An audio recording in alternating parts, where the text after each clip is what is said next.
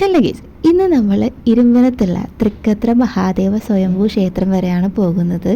ഇതിനു മുമ്പ് ഞാനൊരു 2 ഷോർട്സെങ്കിലും ഈ ഒരു ക്ഷേത്രത്തിനെ കുറിച്ച് ഇട്ടിട്ടുണ്ട്. അപ്പം ഞാൻ വിചാരിച്ചു ഒരു ലോങ് വീഡിയോ ആവാമെന്ന്.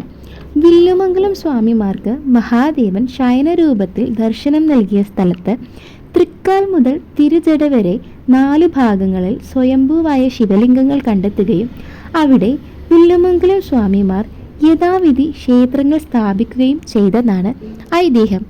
സ്വയംഭൂ ആയതുകൊണ്ട് തന്നെ പ്രത്യേക പ്രതിഷ്ഠയൊന്നും ഇവിടെയില്ല.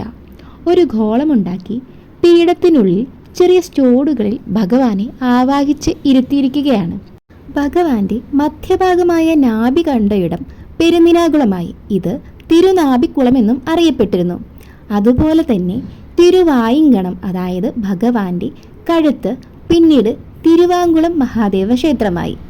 ശിരസ് ഭഗവാന്റെ തിരുജട കണ്ടയിടം കുരിക്കാടുള്ള മേക്കാവ് ശിവക്ഷേത്രവുമായി മാറി. ഈ 4 ക്ഷേത്രങ്ങളിലും ഒരേ സമയമാണ് സ്വയംഭൂവായി ഭഗവാൻ അവതരിച്ചത്. അതുകൊണ്ട് തന്നെ ഇവിടെ ഒരേ സമയത്താണ് ഉത്സവവും നടക്കുന്നത്. കുംഭമാസത്തിലെ തിരുവാതിര ആറാട്ട് വരുന്ന രീതിയിൽ പുറകോട്ട് 8 ദിവസത്തെ ഉത്സവമാണ് തൃക്കത്രയിലും അതുപോലെ തന്നെ പെരുന്നിനാഭികുളത്തും. എന്നാൽ 10 ദിവസത്തെ ഉത്സവമാണ് തിരുവാങ്കുളത്ത്. ശിരസായ മേക്കാവ് ധനുമാസത്തിലെ തിരുവാതിരയും കുംഭമാസത്തിലെ ശിവരാത്രിയിലുമാണ് ഉത്സവം. ഇവിടെ നടക്കുന്ന ഉത്സവം അങ്കരാതി ഉത്സവമാണ്, അതായത് മുളയിട്ട് കൊടി കയറുന്ന ഉത്സവം. തിരുവാങ്കുളത്തും തൃക്കത്രയിലും തിരുവാതിര അനുസരിച്ച് ഒരേ ദിവസമാണ് ആറാട്ട് നടത്തുന്നത്. ഈ ശിവക്ഷേത്രങ്ങളെല്ലാം ഒരേ നേർരേഖയിൽ കിഴക്കോട്ട് ദർശനമുള്ള ശ്രീകോവിലിൽ ശിവലിംഗ രൂപത്തിൽ കുടികൊള്ളുന്നു. ഭഗവാന്റെ തിരുനാളായ തിരുവാതിരയ്ക്കും 38 തിങ്കളാഴ്ച, പ്രദോഷം, ശിവരാത്രി മുതലായ ദിവസങ്ങളിൽ ഭഗവാന്റെ പാദം മുതൽ കേശം വരെയുള്ള ക്ഷേത്രങ്ങളിൽ ഒരേ ദിവസം തൊഴുന്നത് ആയുരാരോഗ്യത്തിനും രോഗനിവാരണത്തിനും നല്ലതാണെന്നാണ് വിശ്വസിച്ചു പോരുന്നത്. ഈ ക്ഷേത്രങ്ങളിലൊക്കെ തന്നെയും ക്ഷേത്രക്കുളങ്ങളുമുണ്ട്. തൃക്കത്രയിലാണെങ്കിൽ അമ്പലത്തിലേക്ക് പോകുന്ന റോഡിൽ ഇടതുഭാഗത്തായിട്ടാണ് കുളം നമുക്ക് കാണാൻ പറ്റുന്നത്. അതുപോലെ തന്നെ അകത്ത് ശിവനെ കൂടാതെ ഇടതുഭാഗത്തായിട്ട് വിഘ്നേശ്വരൻ്റെ പ്രതിഷ്ഠ കൂടിയുണ്ട്.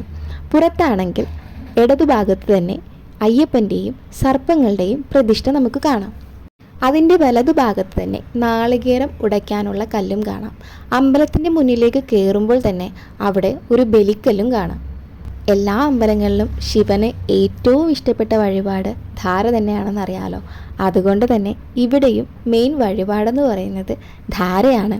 7 ദിവസം അടുപ്പിച്ച് ധാര ചെയ്യുകയും അത് ആരുടെ പേരിലാണോ ചെയ്യുന്നത് അവരത് സേവിക്കുകയും ചെയ്യണത് ഉത്തമമായിട്ടാണ് ഇവിടെയുള്ള ശാന്തി നമ്മളോട് പറഞ്ഞത്. ഇതാണ് കേട്ടോ അമ്പലത്തിൻ്റെ ക്ഷേത്രക്കുളം എന്ന് ഞാൻ പറഞ്ഞത്. നിങ്ങൾക്ക് എല്ലാവർക്കും ഈ വീഡിയോ ഇഷ്ടപ്പെടുകയാണെങ്കിൽ സബ്സ്ക്രൈബ് ചെയ്യാനും ലൈക്ക് ചെയ്യാനും ഷെയർ ചെയ്യാനും മറക്കരുത്. അടുത്ത വീഡിയോ ആയിട്ട് വരുന്നത് വരെ ബൈ.